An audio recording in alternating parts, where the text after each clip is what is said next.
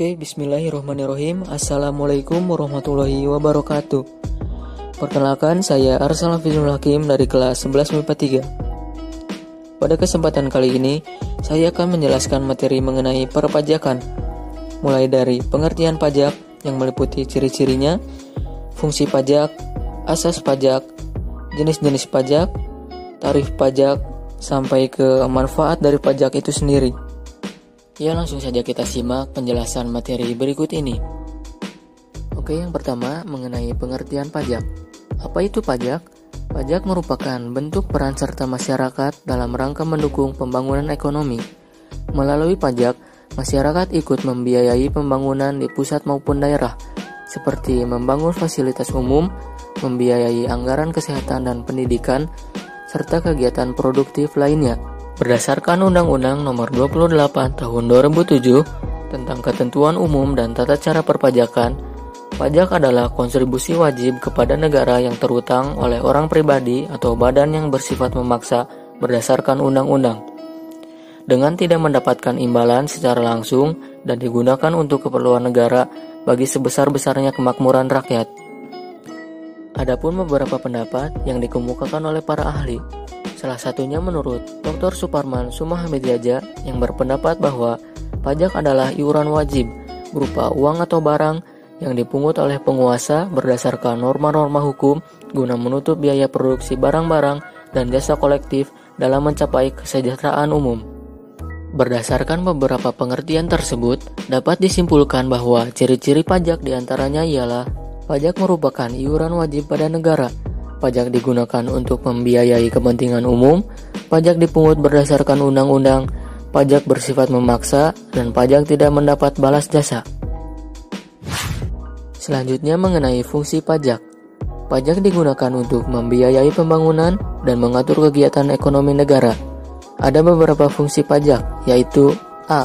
Fungsi anggaran atau fungsi budgeter, di mana pajak merupakan sumber pemasukan keuangan negara yang menghimpun dana ke kas negara untuk membiayai pengeluaran negara atau pembangunan nasional.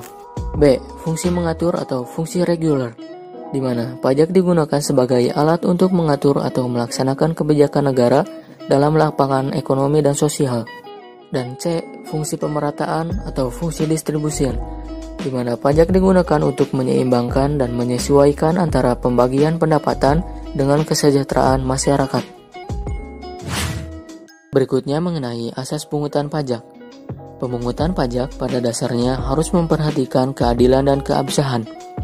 Beberapa ahli mengemukakan asas pungutan pajak, di antaranya ialah menurut Adam Smith, asas pungutan pajak terdiri dari asas equality, yaitu asas keseimbangan dengan kemampuan atau asas keadilan, asas certainty, yaitu asas kepastian hukum, dan asas convenience of payment, yaitu asas pemungutan pajak yang tepat waktu atau asas kesenangan.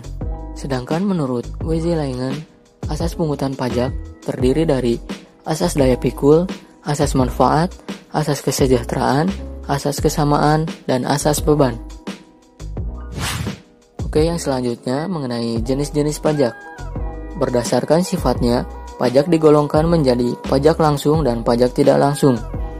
Pajak langsung yaitu pajak yang harus dipikul sendiri oleh wajib pajak dan tidak dapat dilimpahkan kepada orang lain. Contohnya, pajak penghasilan, pajak bumi bangunan, dan pajak kendaraan bermotor. Sedangkan pajak tidak langsung yaitu pajak yang harus dibayar pihak tertentu dan dapat dilimpahkan seluruhnya atau sebagian kepada pihak lain. Contohnya, pajak penjualan, pajak pertambahan nilai, dan bea impor. Berdasarkan sasarannya atau objeknya, pajak digolongkan menjadi pajak subjektif dan pajak objektif. Pajak subjektif yaitu pajak yang pemungutannya berdasarkan subjeknya atau orangnya, dengan memperhatikan keadaan diri wajib pajak. Contohnya, pajak penghasilan dan pajak kekayaan. Sedangkan pajak objektif yaitu pajak yang pemungutannya berdasarkan objeknya, tanpa memperhatikan keadaan diri wajib pajak.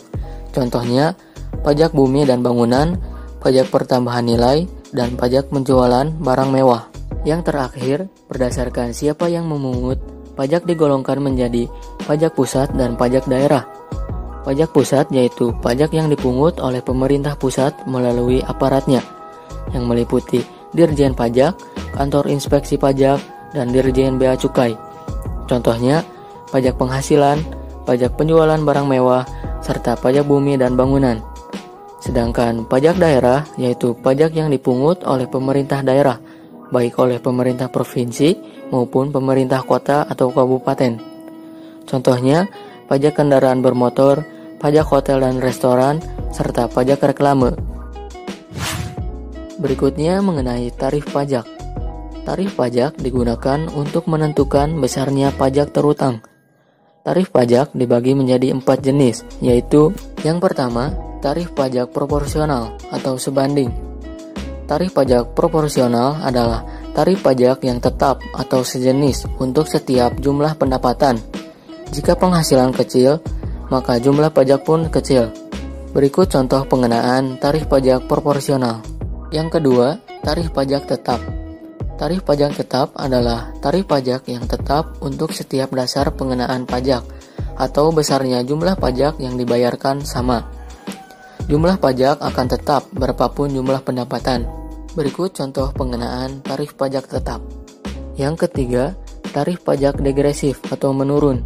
Tarif pajak degresif adalah tarif yang pengenaannya menurun seiring peningkatan dasar pengenaan pajak. Berikut contoh pengenaan tarif pajak degresif.